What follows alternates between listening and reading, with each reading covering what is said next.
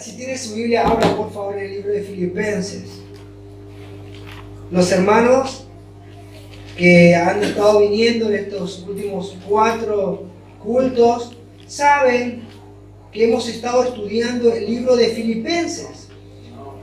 El libro de Filipenses nos habla, nos muestra una iglesia modelo. Una iglesia a la cual el apóstol Pablo amaba profundamente. Y una iglesia que a simple vista no se encontraban defectos. Una iglesia tipo, una iglesia modelo. Y cada vez que el apóstol Pablo le iba a dar una recomendación, usaba una palabra clave que es, la palabra era sentir. Y cuando él hablaba esta palabra sentir en el original, era ponerse de acuerdo, tener una misma meta, un mismo propósito, un mismo deseo, la misma voluntad, ponernos todos de acuerdo. Y eso era difícil, ¿no? Pero la iglesia de Filipenses era una iglesia a la cual Pablo le confiaba que ellos podían llegar a tener este mismo sentir, esta unidad. Y bueno, hemos estado viendo que Pablo le decía que tengan que tener el sentir de saber que hemos sido llamados a creer en Cristo y a sufrir por Cristo, y eso es maravilloso. También hemos visto que el apóstol Pablo le decía a los filipenses que debían servir en amor y debían ponerse de acuerdo en eso. Y por último, lo que vimos era que Pablo llamaba a la iglesia a tener una vida de servicio. Y el último punto es un punto en el cual Pablo habla a la iglesia de Filipenses que tenían que tener un mismo sentir, pero además destaca algo que la iglesia ya tenía. No le tiene que pedir, pónganse de acuerdo en esto, porque la iglesia ya estaba de acuerdo en eso, ya lo practicaba. Entonces, en vez de decirle que se pongan de acuerdo, destaca lo que ya hacían, de común acuerdo. Y ahí vamos a ver los últimos 2 puntos que nos toca de la iglesia de Filipenses. Bueno, cuando llega a este punto, en mi corazón es una crisis, porque termino y no tengo ganas de terminar. Me quiero quedar en este libro, ¿no? Quiero seguir estudiando y digo, y me pasan 2 cosas. Una es que digo, ¿cuánto aprendí? Y en la misma cantidad de alegría y de provecho que le saqué, me agarra una tristeza y digo, ¿cuánto no expliqué? Porque hay tanto más para aprender. Pero bueno, para eso vamos a tomar el culto de los miércoles, ¿no? Para poder sacarle aún mayor provecho, a esta carta. Así que no se pierdan los miércoles son cultos realmente muy, muy impresionantes. Bueno, vamos a leer el texto, Filipenses capítulo 4, versículo 2. Con solo leer este texto usted ya se va a dar cuenta cuál era el sentir que el apóstol Pablo quería que la iglesia tenga. Filipenses capítulo 4, versículo 2. El apóstol Pablo está rogando. Dice, ruego a Evodia y a Síntique que sean de un mismo sentir en el Señor. Leo de nuevo, solamente ese versículo. Ruego a Evodia y a Síntique que sean de un mismo sentir en el Señor. Oramos. Señor, te damos gracias por tu palabra. Sabemos que ella corre y no vuelve vacía, sino que es prosperada para lo que tú le has enviado. Te pedimos que hoy nuestros corazones sean abiertos y tú nos hables directamente a nuestra vida para que podamos interpretar y ver qué es lo que tú quieres hacer con nosotros. Que esta iglesia y nuestras vidas se asemejen a esta iglesia de Filipos y que nuestros corazones sean de un mismo sentido. En el nombre de Cristo Jesús. Amén y amén. Bueno, el apóstol Pablo hace lo que hace un músico antes de ministrar. Ministrar, digo yo, supongo que ya es músico cristiano, ¿no? Pero cuando un músico antes de tocar agarra su instrumento y hace algo que es afinar el instrumento. ¿Por qué? Porque cuando uno toca el instrumento sin afinar, lo que uno supone que es una nota termina siendo otra cosa. Y es molesto al oído. Entonces el apóstol Pablo ajusta un poquito las clavijas de esta iglesia con un consejo. Y cuando yo estaba preparando la prédica me acordé de mi primer viaje misionero. Cuando yo me convertí a la edad de 18, 19 años más o menos, empecé a asistir a una iglesia. Pero como nunca tuve la costumbre de asistir a una iglesia, toda mi amistad y todo mi grupo de amigos, o sea, la secta en la cual estaba, mi grupo de amigos salvajes, todos ellos igual que yo, no eran de la iglesia. Entonces cuando yo empecé a ir a la iglesia, dentro de la iglesia era como alguien raro y nadie se me acercaba. Entonces, este chico, que en este momento era el pastor de jóvenes, era el hijo del pastor, me vio y él se tenía que ir de viaje. Y me iba a dejar un mes solo. Entonces eso iba a ser una crisis. Porque ¿qué iba a hacer esta persona nueva que tenía todo su grupo de amigos que le estaban invitando para que vuelva al mundo? Vamos, tenemos entrada gratis a tal lado y esto y todo. Y en la iglesia no tenía con quién compartir. Entonces, ¿qué hizo él? Él juntó a 2 amigos suyos que viajaban a Paraguay. Le dice, ¿qué posibilidades hay de que lleves a este chico, los lleven con ustedes a Paraguay? Y estos chicos, como lo querían mucho a él, dijeron, bueno. Y me mandaron a Paraguay un mes. Con 2 personas que no conocían.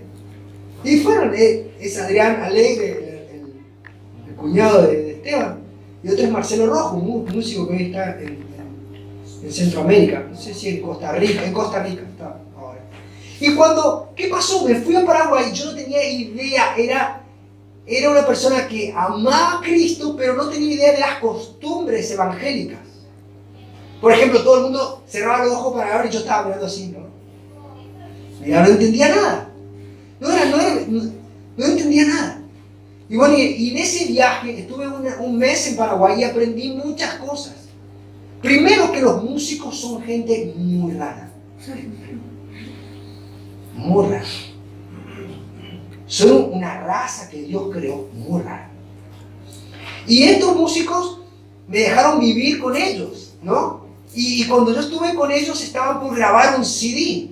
Y cuando estaba grabando el CD, en ese tiempo nos contactaron con un chico que se llama Orlando Bonzi. Es hoy actualmente uno de los mejores guitarristas que existe en Sudamérica. Nunca había un músico tan bueno, tan prodigioso en el arte de tocar la guitarra. Y cuando yo lo conocí ya era tremendo tocando la guitarra. Y cuando estuvimos, él nos llevó a su casa, ¿no? Y Dios me marcó de una manera tan tremenda en esa casa. Y recuerdo que cuando estábamos ahí, Orlando me contaba, me decía, fíjense, más o menos esto es para diagramar cómo pienso un músico, ¿no? Decía, yo antes cuando estaba en el mundo, viví una vida tan mala, dice, pero un día cambié, dijo, y su hermano así. El cambio estaba en una nota musical. Y yo lo miraba y decía, qué raro que son estos chicos. Y bueno, estaban ensayando para tocar y grabar ese CD. Y estaba Adrián, Orlando y el Marcelo cantaban. Y yo escuchaba esa música y decía, qué hermoso es esto. Qué maravilloso es esto. Y de repente empiezo a ver que la cara de Orlando empieza como a desmejorar, ¿no? y tenía anteojo y ponía su mano en el anteojo y hacía la cara así. Y yo decía, ¿qué le pasa? Y de repente dice, para la música. Y dice, Adrián, tu bajo está desafinado en la cuarta nota. En la cuarta cuerda está desafinado. ¿Cómo? Sí, la cuarta cuerda está desafinada. Subíla un poquito. Ahí aprendí que hay algo que se llama oído absoluto. Que hay personas que escuchan las notas y los sonidos de todas las cosas. Y él, por ejemplo, levantaba el tubo y decía, este tubo está en do. Decía, este tono tu, él sabía que estaba, iban y lo buscaban con el afinador y estaba. Él podía escuchar en qué nota están todas las cosas.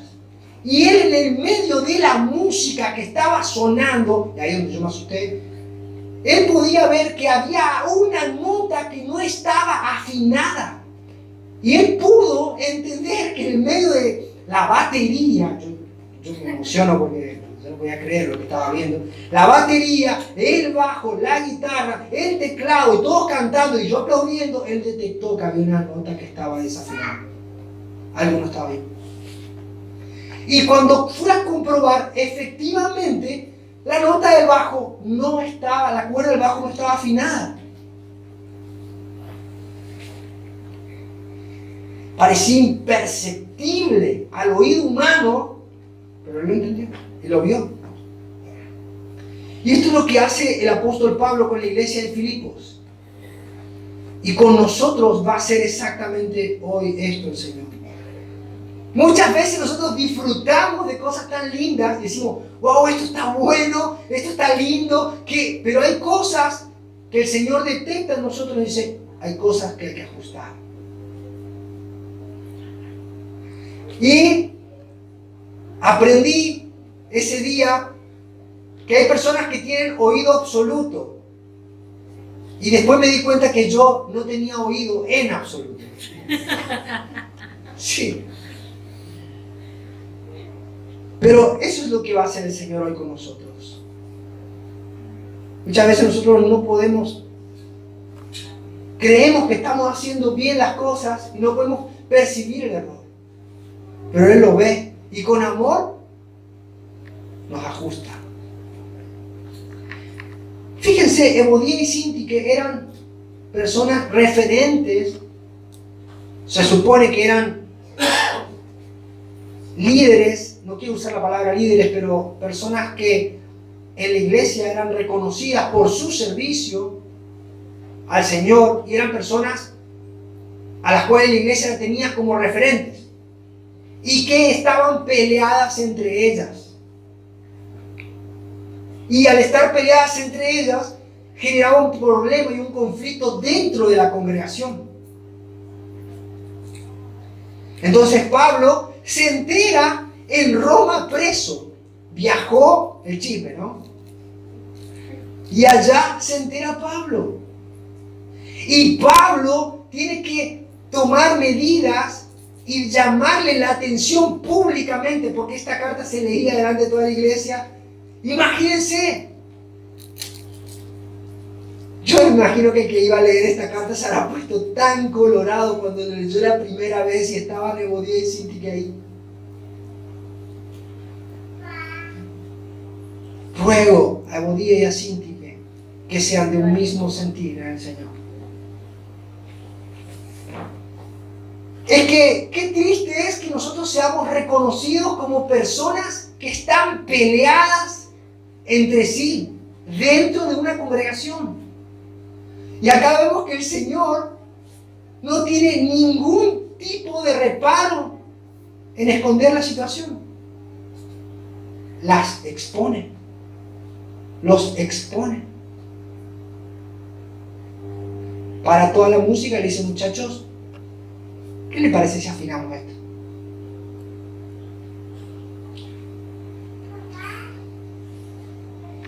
¿Cómo superamos nosotros la diferencia que tenemos con los hermanos?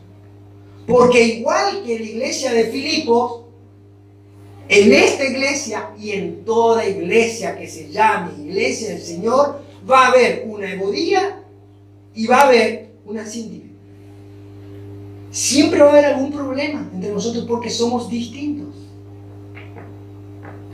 Pablo tuvo su problema. En su primer viaje misionero, él viajó con Bernabé y con Juan Marcos. Y a la primera de cambio, la primera paliza que le pegan, Juan Marcos siente de parte del Señor que tenía que ir a ministrar a Jerusalén y los deja.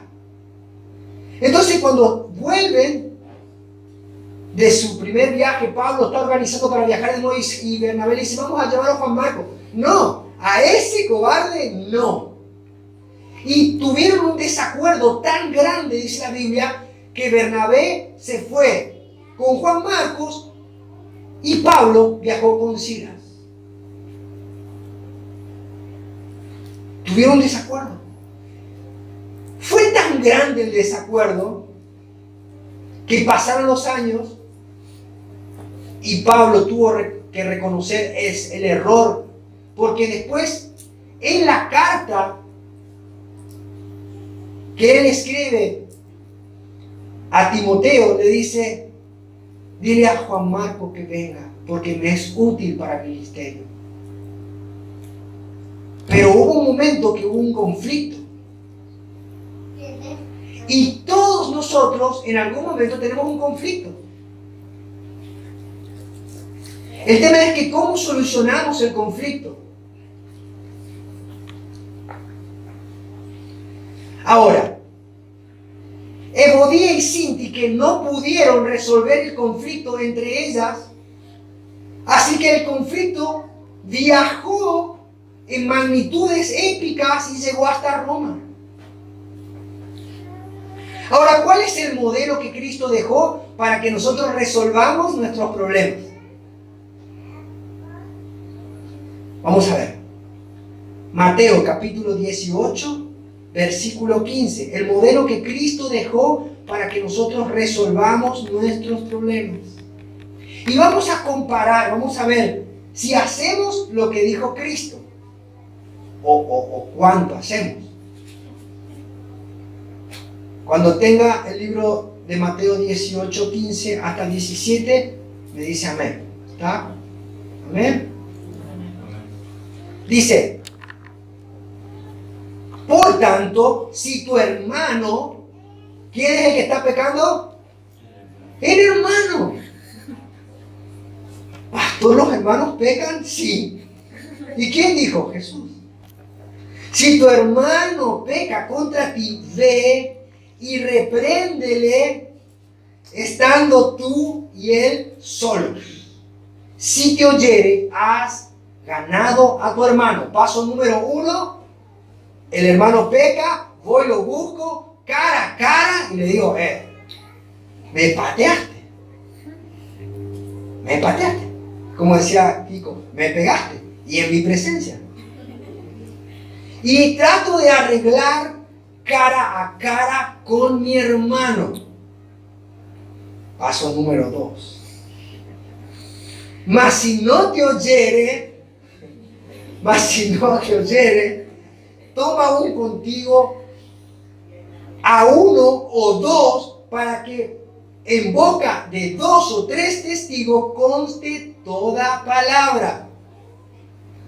Che, pero ya le hablé, no me entiende. Bueno, vamos ahora a buscar personas que entiendan del caso y que sean imparciales, o a lo sumo uno que esté a favor de él y otro que esté a favor mío, y que haya testigos y que conste la buena voluntad. Cristo está destacando que el cristiano nunca descarta a alguien que peca contra él, sino que siempre insiste en volver el corazón de su hermano en el perdón.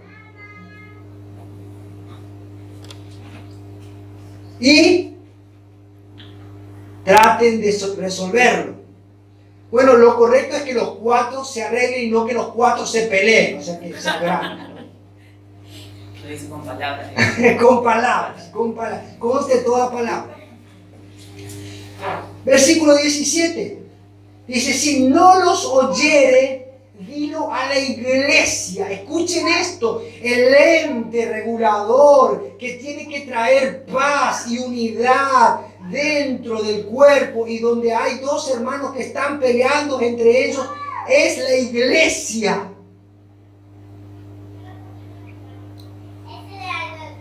Y si no llegue a la iglesia, recién ahí debemos tenerlo por gentil y por publicano. ¿Qué quiere decir esto? Tenerlo como una persona que no está convertida todavía.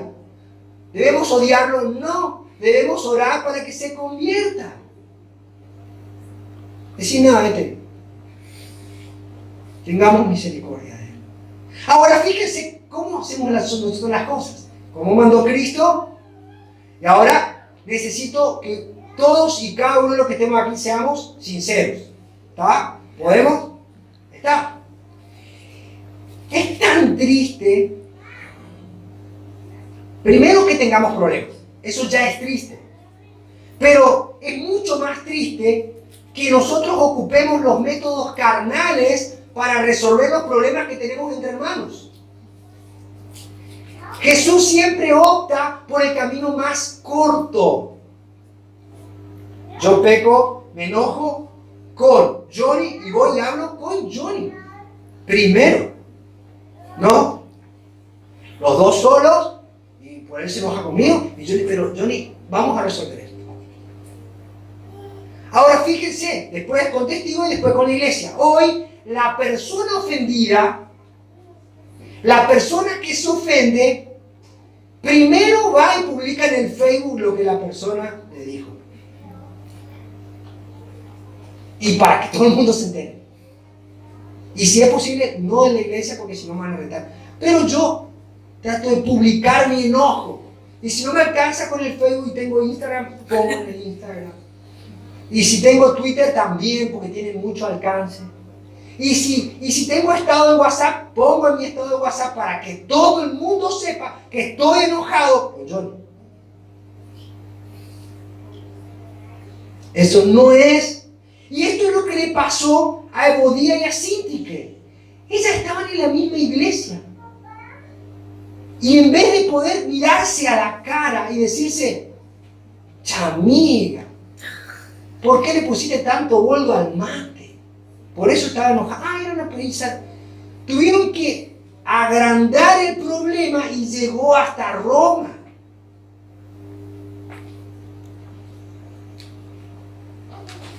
Debemos reconocer nuestros errores y debemos entender que todos pecamos.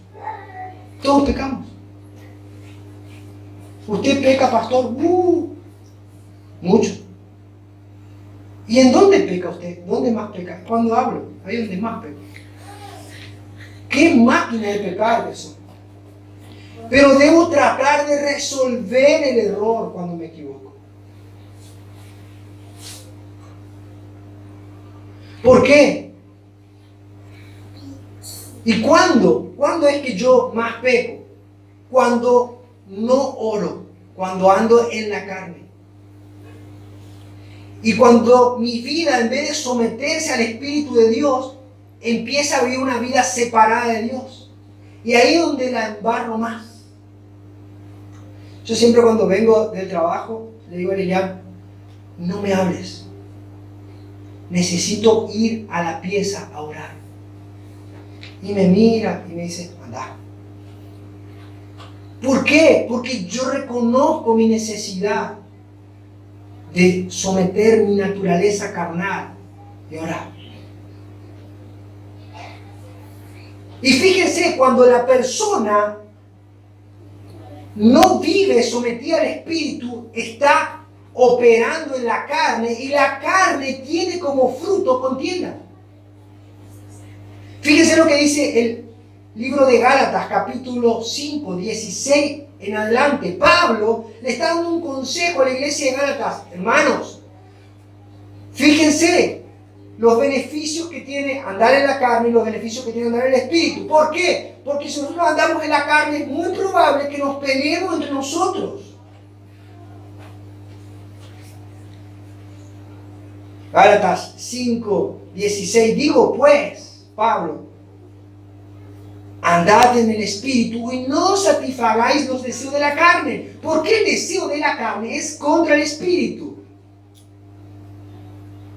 Y el del Espíritu es contra la carne. Y estos se oponen entre sí para que no hagáis lo que quisiereis.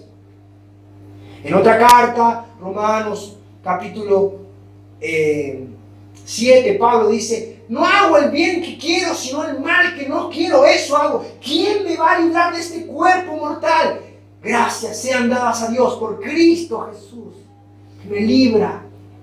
Entonces yo tengo que ir a Cristo todos los días de mi vida y decirle: Señor, me suelto un instante y soy un pedazo de carne que puede dañar desde mi familia, mis seres más cercanos, a toda la gente que está en mi entorno. Necesito andar en el Espíritu. Señor, necesito de ti. Dice: pero si sois guiados por el Espíritu y no estáis bajo la ley, dice, y manifiestas son las obras de la carne. ¿Qué son? Fíjense cómo se manifiesta la carne.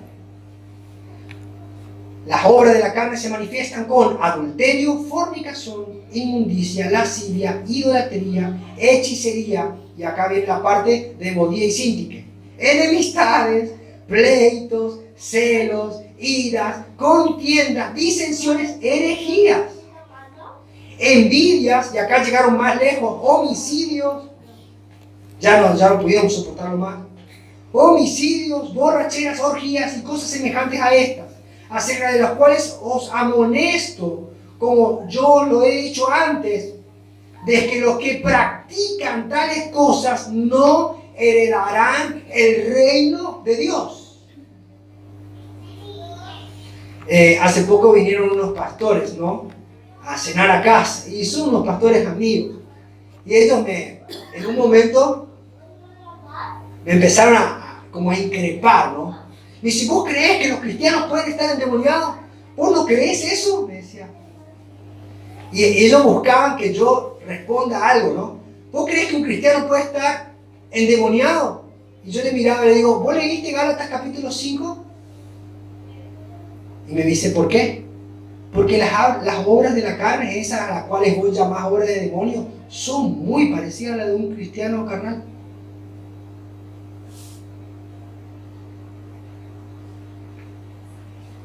Y me miraba. La verdad que con vos no se puede hablar. Pero está en la Biblia.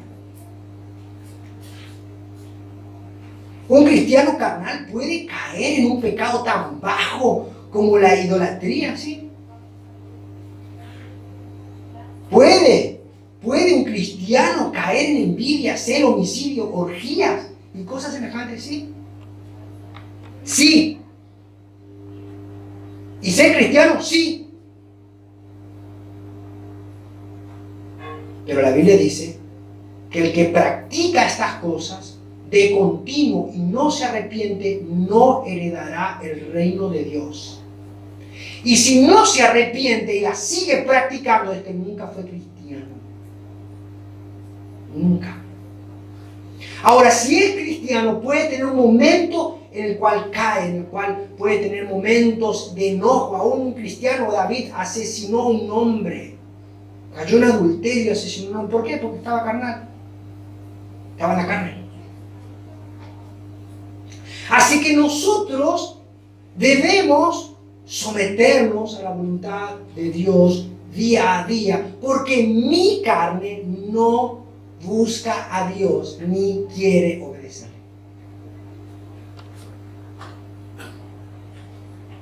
Entonces acá debemos replantearnos todos y decir: ¿estoy teniendo un problema con algún hermano? ¿Cómo lo estoy resolviendo? ¿He ocupado el método de Cristo o he ocupado el método del mundo? ¿Cuáles son las consecuencias de ocupar el método de Cristo? Es que Dios avala cuando un hombre opera según lo que está escrito. ¿Y cuáles son las desventajas de operar en el mundo? Es que traigo problemas no solamente para el mundo, para mí, para otra persona, sino que afecto al cuerpo de Cristo. afecto a la iglesia del Señor.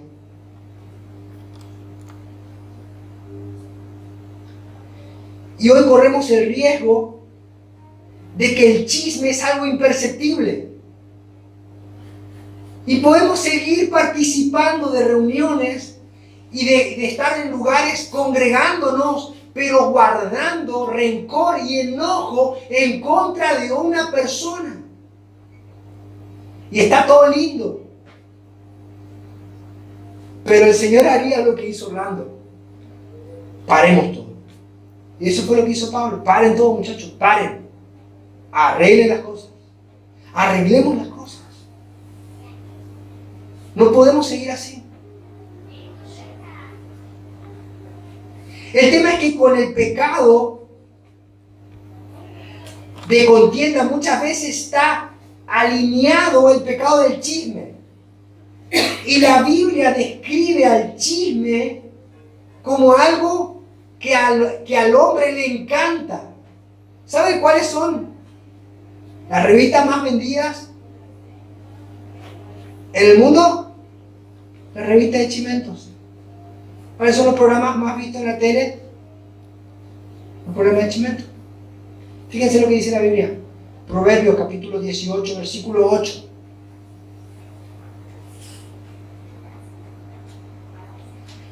Proverbios 18, 8 dice: las palabras del chismoso son como bocados suaves que penetran hasta las entrañas. ¡Qué rico chisme que me comí hoy! A la mañana me desayuné un chisme, a la media mañana otro. Fíjense, Proverbios 26, 22. Dice: las palabras del chismoso son como bocados suaves que penetran hasta las entrañas.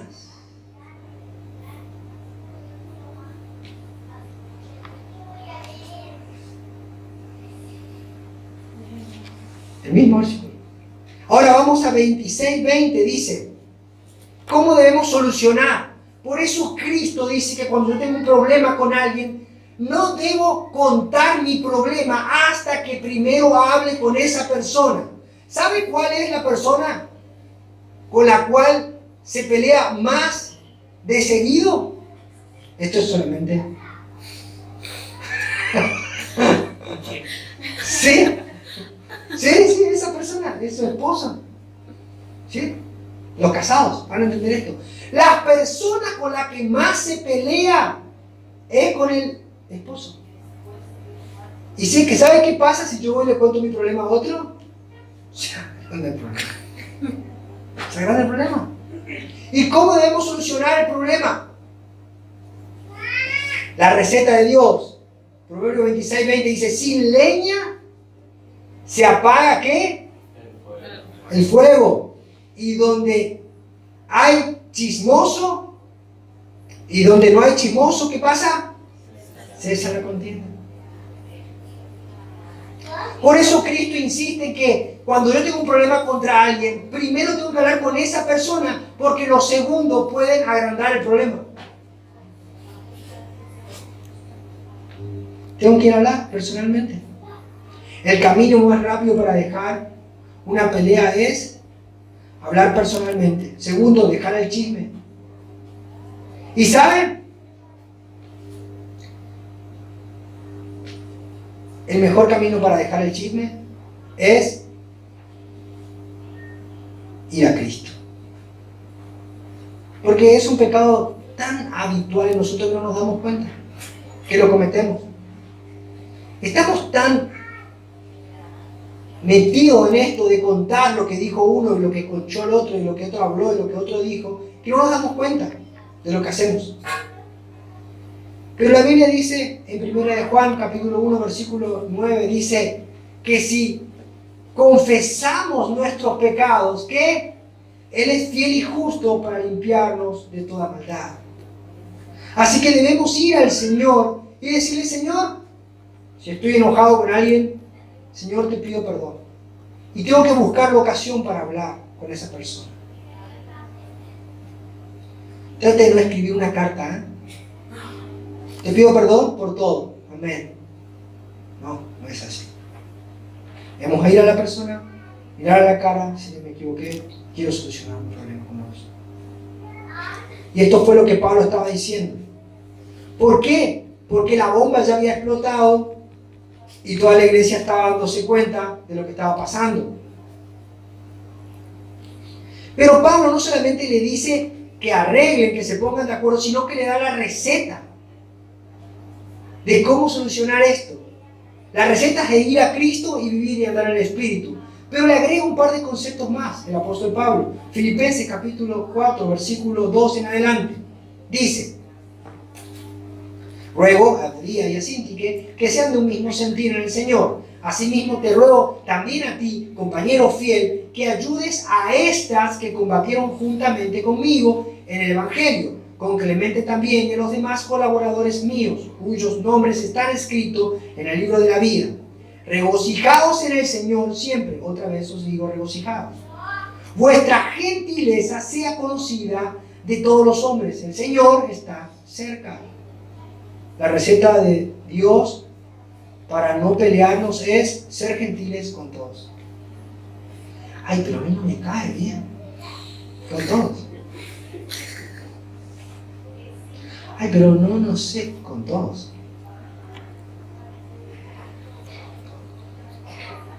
Dice, el Señor está cerca. Por nada, dice, por nada estén afanosos. Ay, pero no me saludó. ¿Vos viste que me saludó? Sí, yo vi.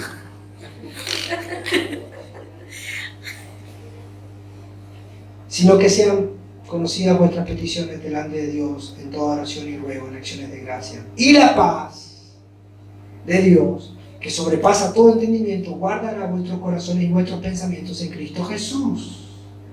Lo que Pablo está diciendo es: dejen de pelear, hagan el bien, no importa cuán bueno o cuán malo te parezca a vos, vos debés ayudarlo, tenés que ser bueno con todos los hombres.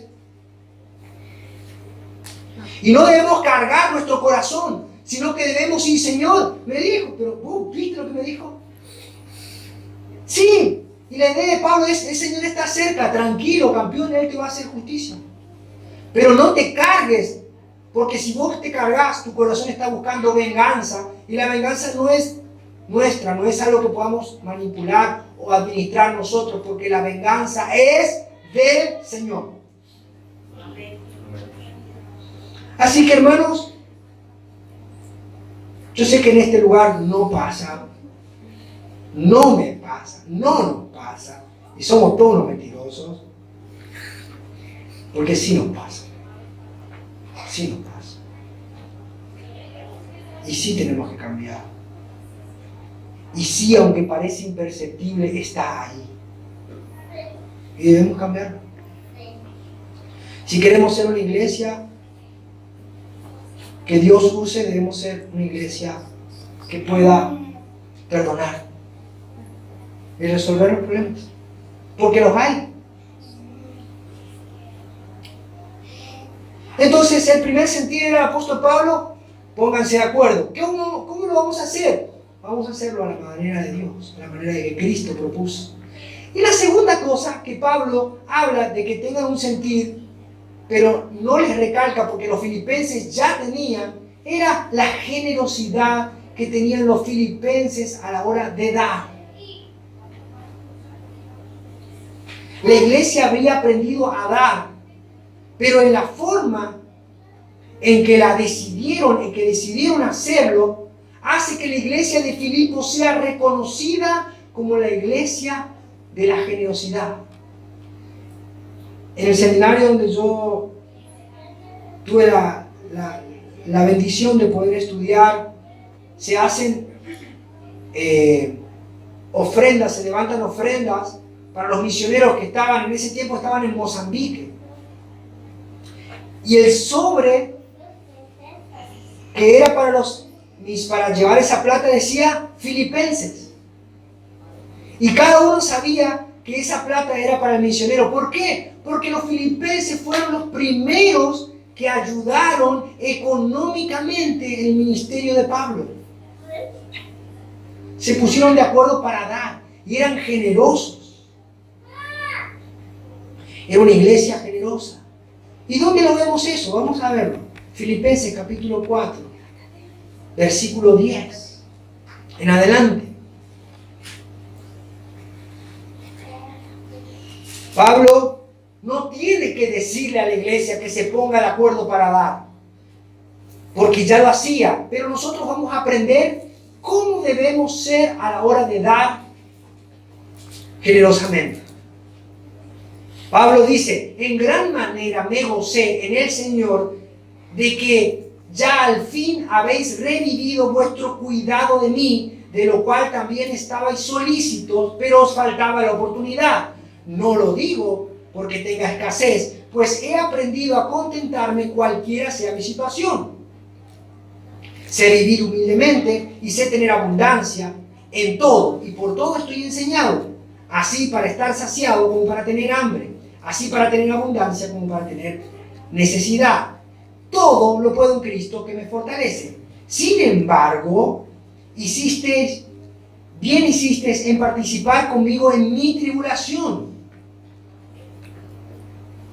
Y sabéis también vosotros, oh filipenses, que al principio de la predicación del Evangelio, cuando partí de Macedonia, ninguna iglesia, ¿cuántas iglesias? Pero era misionero del Señor. Se le había revelado al Señor en el camino de Damasco. ¿Cuántas iglesias dieron para ayudarlo? Pero tuvo una revelación, ascendió al tercer cielo, vio a Dios, Dios le mostró cosas inefables. ¿Cuánta gente le dio para el ministerio? Dígalo, por favor. Ninguna.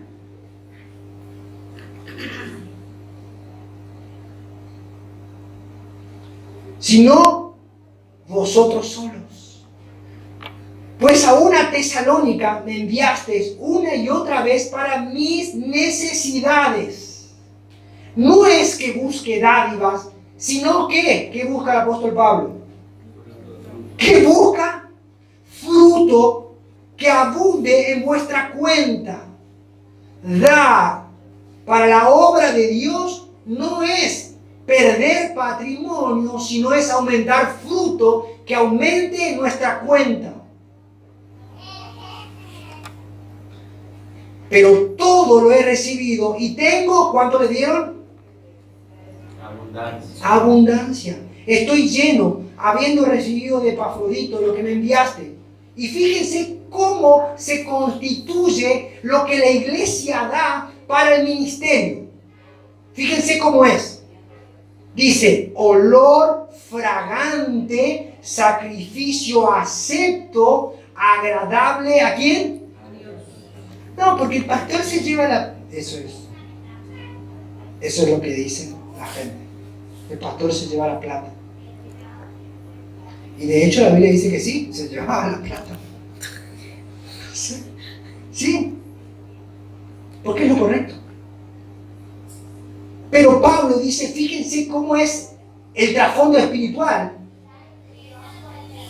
Dice, olor agradable, sacrificio acepto, agradable a Dios. Y Pablo dice, cambia esta actitud del hombre que da para el servicio, que respalda un ministerio bíblico, genuino, verdadero. Y dice, mi Dios, pues, suplirá todo. ¿Cuánto suple? Todo. ¿Por qué? Porque cuando yo me desprendo, algo se va. Pero Dios dice que va a suplir lo que yo di para la obra. Mi Dios suplirá todo lo que os falte conforme a sus riquezas en gloria en Cristo Jesús. Y acá hay cosas que a mí no me cierran de algunas enseñanzas. Algunos dicen, no, Dios me va a suplir todo en gloria. Pero en gloria vos no vas a tener ninguna necesidad, cabezón. ¿Para qué? ¿Qué te va a suplir Dios en gloria? ¿Qué? No hay necesidad en el cielo. Dios va a suplir aquí y ahora a las personas que dan generosamente para la obra de Dios.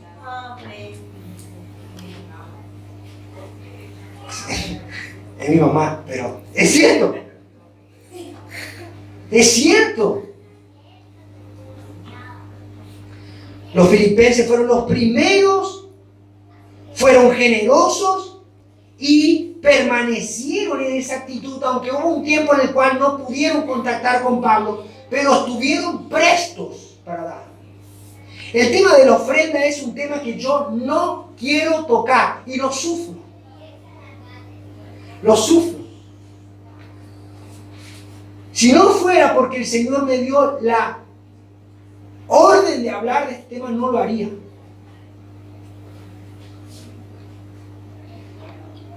Es un tema de lo más puntilloso.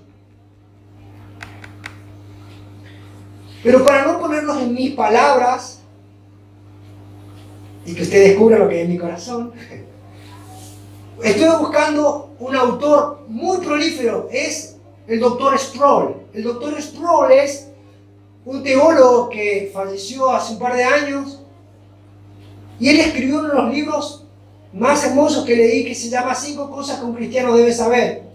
Y él habla sobre la actitud de la ofrenda y del cristiano. Dice que él realizó una encuesta en la cual recientemente personas que se dicen ser cristianos evangélicos revela que solo el 4% entrega el diezmo. Una encuesta similar indica que el 2% promedio de los cristianos evangélicos entregan a la obra de Dios menos del 2% de sus ingresos. Esto significa que si el diezmo estuviera vigente, el 98% de la iglesia del Señor estaría maldita.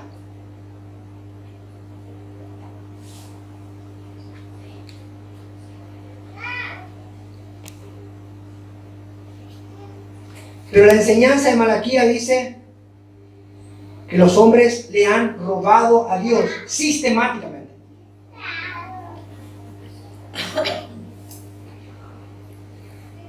La Biblia dice que cuando dejamos de dar el diezmo, no solamente le estamos robando a Dios, sino que estamos robando a la iglesia, estamos sacando la provisión de los ministros, de los maestros cristianos.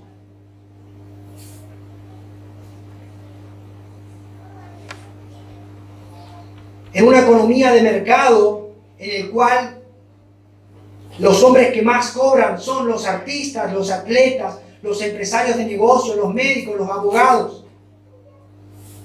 La labor de los maestros bíblicos es la menos remunerada.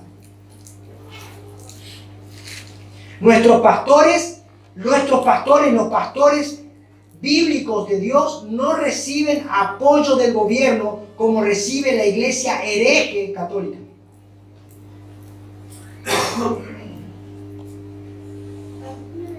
Y cuando la iglesia no contribuye con el diezmo, refleja la falta de amor y retribución que tiene y de generosidad hacia los hombres que Dios puso en el ministerio. Alguna gente dice que el diezmo no es aplicable porque es del Antiguo Testamento. Y eso no está en el Nuevo Testamento. Esas personas que dicen que el diezmo no es aplicable, todas esas personas que enseñan que el diezmo no es aplicable, ninguno de ellos pelea en contra del diezmo para dar más. Porque yo puedo estar en desacuerdo en contra del diezmo y decir, yo no quiero dar el diezmo porque quiero dar más, pero todos los que están en contra del diezmo están en contra del diezmo porque quieren dar menos.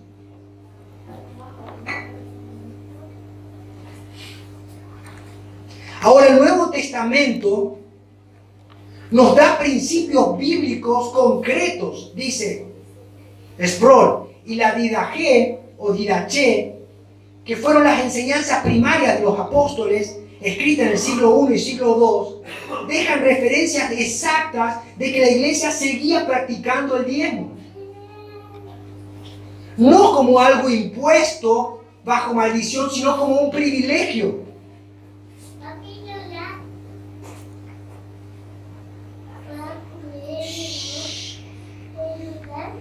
Ahora fíjense, razonemos un poco. Jesús, Él mismo dijo, yo no vine a abrogar la ley, sino ¿a qué? A cumplirla. Sin embargo, en el Sermón del Monte, Jesús discontinúa algunas leyes y pone en vigencia otras. No es que las quita, sino que sube los estándares. Por ejemplo, muchas veces dice, si tu enemigo te hiere en la mejilla, la Biblia decía que vos tenías que darle en la misma mejilla. Y si tu enemigo te pegaba en el ojo, le tenías que pegar en el ojo por ojo, diente por diente. Y Jesús discontinúa eso y dice, si te pega una mejilla, dale la otra. Y debemos amar a nuestros enemigos. También discontinuó el divorcio por cualquier cosa y dijo, no se la haciendo ustedes. Pero ¿saben de qué no habló Jesús y qué no discontinuó Jesús? El diezmo. De hecho, cuando Palestina estaba gobernada por el Imperio Romano, los romanos se llevaban los impuestos, pero Jesús seguía dando para el sustento del templo. Y ahí encontramos el relato donde Jesús va y le dice a Pedro que tiene un anzuelo, saque una moneda, le saque de la boca y pague los impuestos del templo.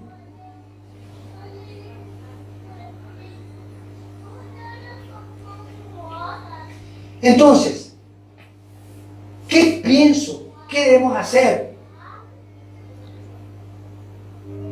Debemos entender que ese 10% que Dios pedía al pueblo de Israel era para sustentar a sus ministros. Pero era solamente la base, porque había 3 diezmos. La iglesia, Israel daba el 30% de sus ingresos.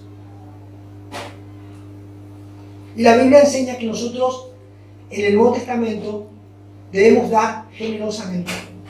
El tema es cuán generosos debemos ser.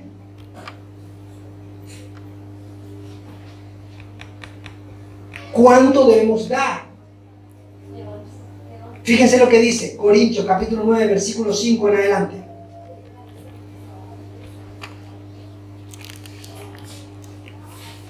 Es impresionante, la Biblia todo el tiempo está enseñando, instruyendo.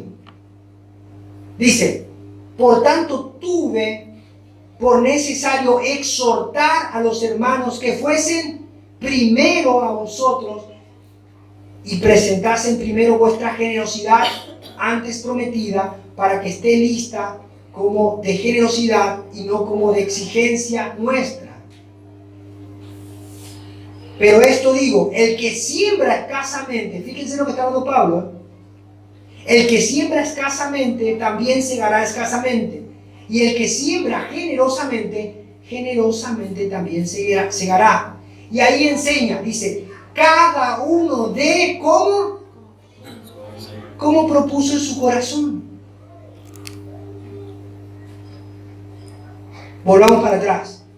Dios le decía, de todo lo que te diere, el diezmo apartarás. Y después le decía, lo darás de corazón.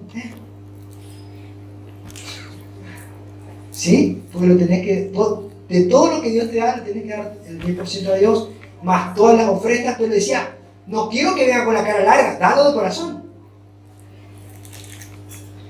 Y esto Pablo lo toma y dice, cada uno de como propuso en su corazón, no con tristeza ni por necesidad. Y eso es lo que hacen las iglesias de ahora.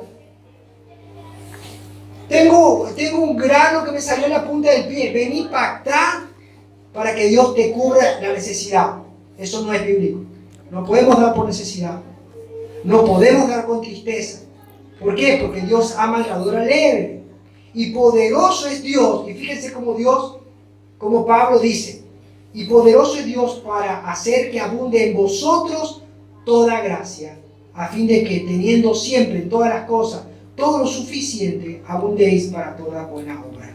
Como está escrito, repartió, dio a los pobres, su justicia permanece para siempre. Y el que da semilla al que siembra y pan al que come, proveerá y multiplicará vuestra sementera y aumentará los frutos de vuestra justicia para que estéis enriquecidos en todo, para toda liberalidad, la cual produce por medio de nosotros acción de gracias para Dios. ¿Cuándo debemos dar? ¿Cuándo? 1 Corintios capítulo 16, versículo 1.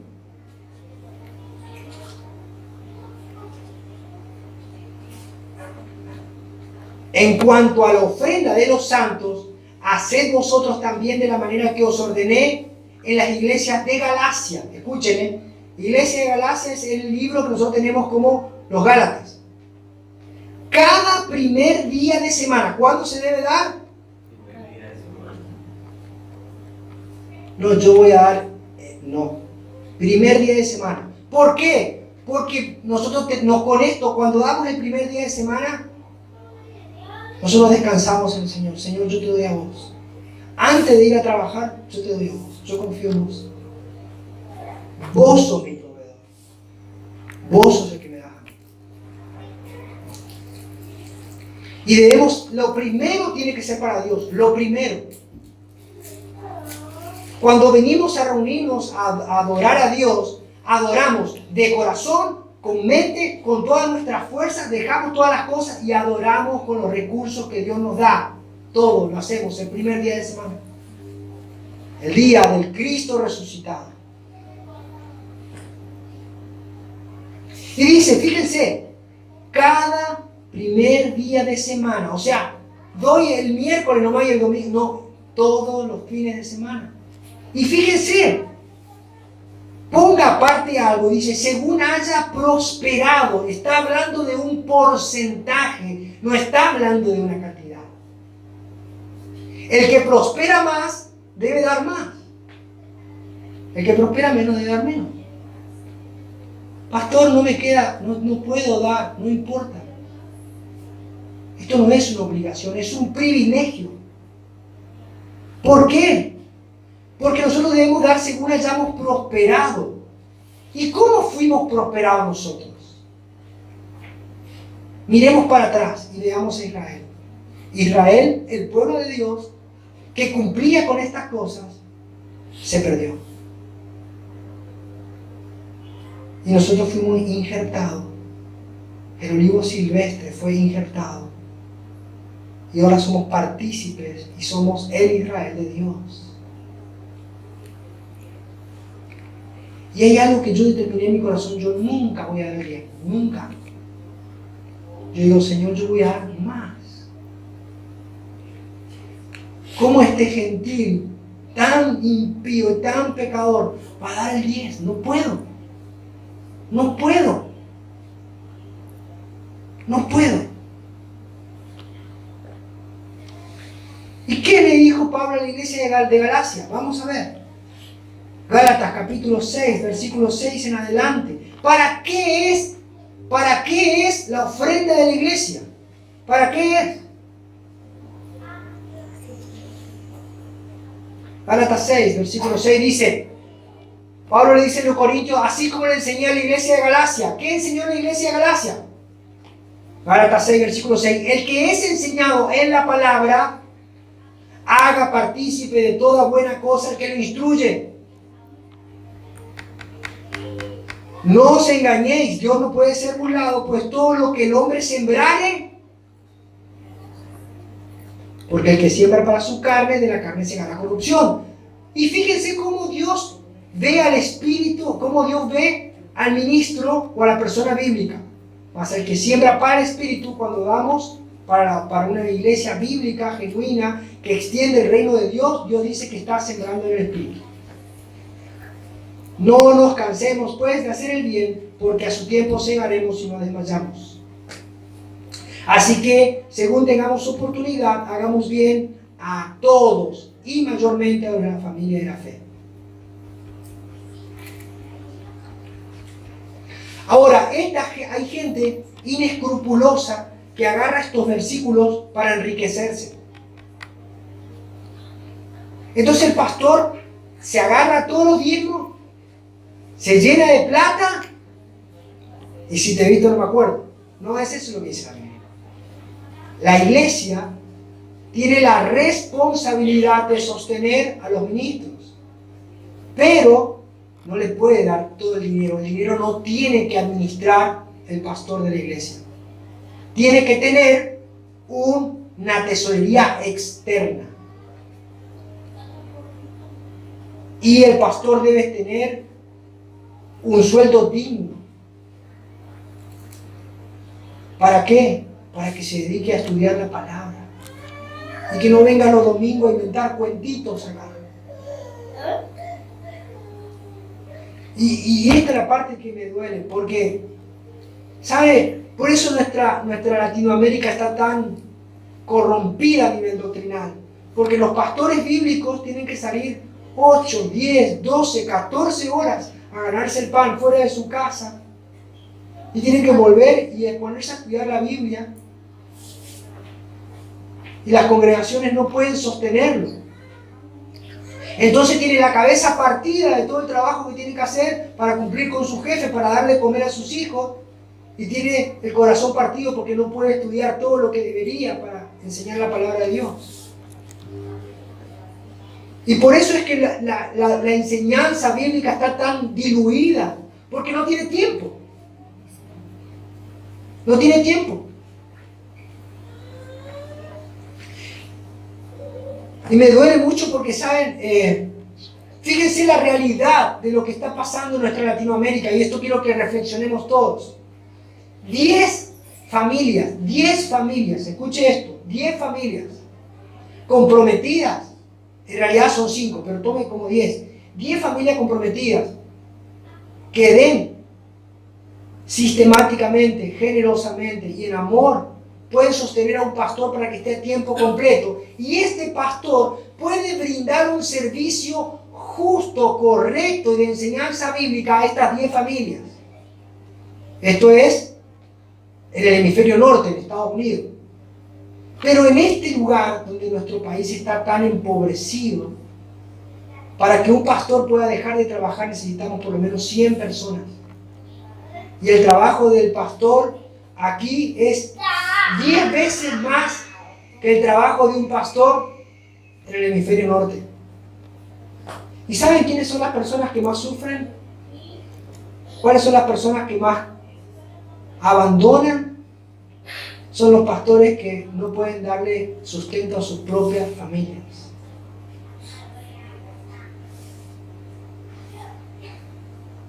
Y no estoy hablando de esto en mí, porque esta es una iglesia generosa.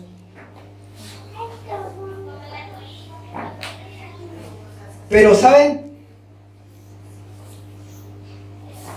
El Señor conoce los corazones y sabe en qué nota estamos tocando.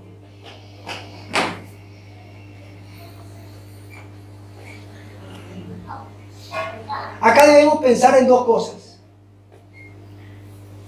Nuestras vidas son fuentes claras que ayudan a promover la unidad y el crecimiento de la obra de Dios.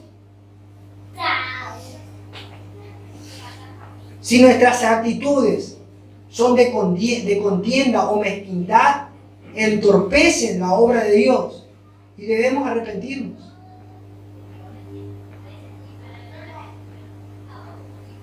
Y aunque son cosas imperceptibles muchas veces, Dios las ve.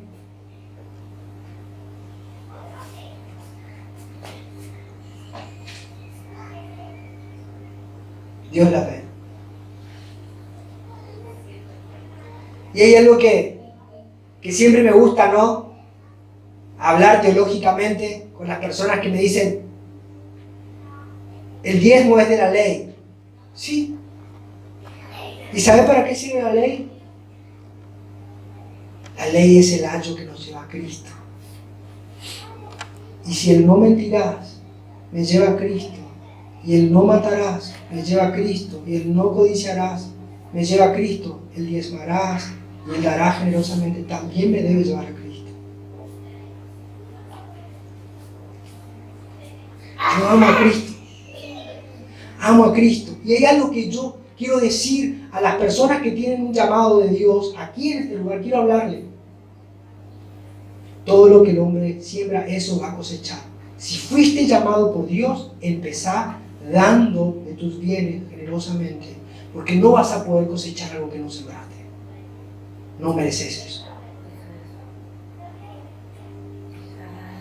Pero si fuiste llamado por Dios, debes dar todo. Todo. Tu casa, tus bienes, tu tiempo, tu dinero. Dale todo a Dios porque Él no es deudor de nadie. Y Él te va a recompensar. Hay una historia que me gusta mucho, que un día estaban juntando la ofrenda en una iglesia chiquitita y tenían un así como nuestro alfolí para la fe, ¿no? Así grandote. Pero dice que este también era así un alfolí grande. Iban pasando y había una nenita que estaba en el último lugar. Y cuando la pusieron delante de ella, le dijo, ¿puede bajarlo un poquito más? Y lo bajaron. ¿Puede bajarlo un poquito más? Un poquito más. Y lo mira a la niña y le dice, ¿lo puede poner en el piso? Y pusieron el alfolí en el piso y ella se puso adentro. Dijo, me doy para Dios. Esa niña se convirtió en una misionera que sirvió a Dios por el resto de su vida. ¿Saben cuándo empezó mi ministerio? En una reunión de 5 o 6 jóvenes en la iglesia Asamblea de Dios, en Arasá 580. El pastor Bernabé Gómez un día habló de las ofrendas y dijo que cuando alguien da una ofrenda para Dios, esa ofrenda se convierte en algo santísimo para Dios y nadie lo puede arrancar de Dios. Y él dijo, ¿hay alguien que quiere ofrendarse a Dios? Y ahí me planté y le dije, y todos me miraban y este loquito, pero yo me quiero dar a Dios. Yo quiero ser una ofrenda viva para Dios. Ahí empezó mi vida para el Señor.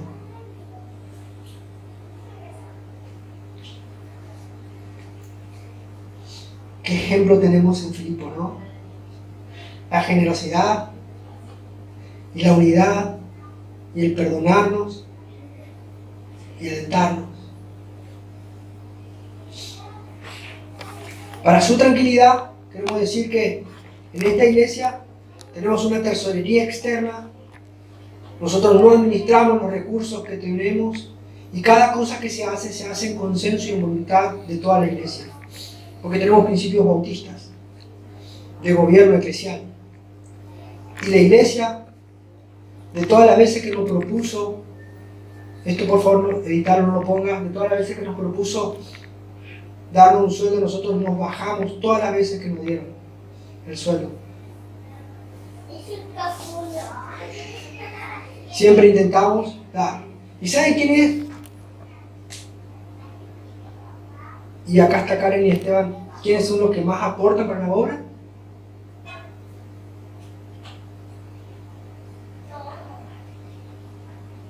Pregunten y vean. Hermanos, Jesús dijo, buscad primeramente el reino de Dios y su justicia, y todas las demás cosas serán añadidas. Entreguemos todo a Dios, todo. Y que Él lo bendiga. Vamos a ponernos de pie, vamos a orar.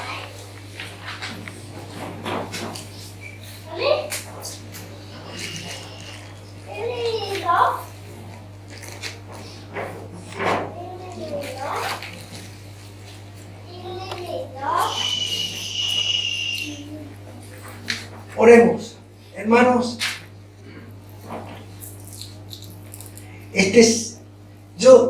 Yo veo a esta iglesia como la iglesia de Filipo, una iglesia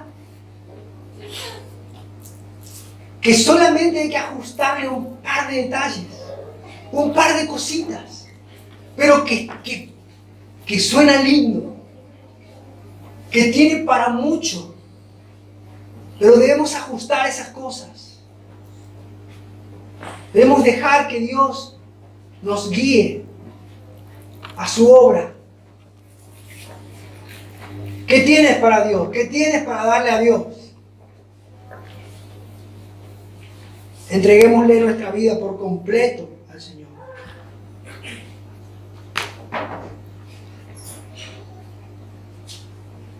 No importa cuántos días creamos que tengamos, hoy es el día de empezar a darle a Dios todo. Todo. Señor, te damos gracias.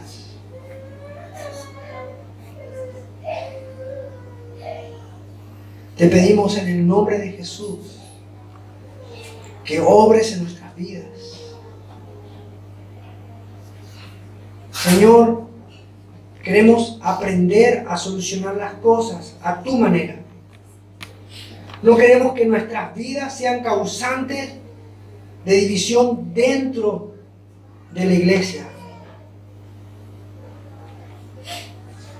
Señor, todos pecamos, todos pecamos. Todos pecamos y todos muchas veces fallamos y ofendemos y nuestras fallas se hacen conocidas. Ayúdanos a tomar el camino más corto y a hablar con aquellos que hemos ofendido o aquellos que nos han ofendido. Que dejemos de lado la murmuración, el chisme, Señor, y que vamos a aportar para la obra, sabiendo que tú suples todo lo que nos falta conforme a tus riquezas en gloria. Y hoy nosotros, Señor, aunque no estamos bajo maldición, y aunque no somos Israel, nosotros no vemos a los diezmos y a las ofrendas como algo obligatorio, sino como un privilegio. Pero aún tú dices, Señor, pruébenme en esto, si no abriré la ventana de los cielos. Te ruego, Señor, como orábamos y como pedíamos, envía obreros, Señor, pero para que se envíen obreros es necesario que la iglesia pueda sostener a esos obreros. Bendice a tu pueblo, Señor, bendícelo de tal manera que puedan ser benditos y generosos en todo lo que hacen. Señor, te lo pido en el nombre de Jesús. Oro, Señor, porque sé que tú estás ajustando aquellas cosas que parecían imperceptibles a nuestros ojos. Te adoramos, Señor, en el nombre de Jesús. Señor, y te pedimos que nuestros hijos sean instruidos en esto, que ellos aprendan a dar generosamente, sistemáticamente, proporcionalmente y con alegría. Señor, te damos gracias en el nombre de Jesús. Amén y amén.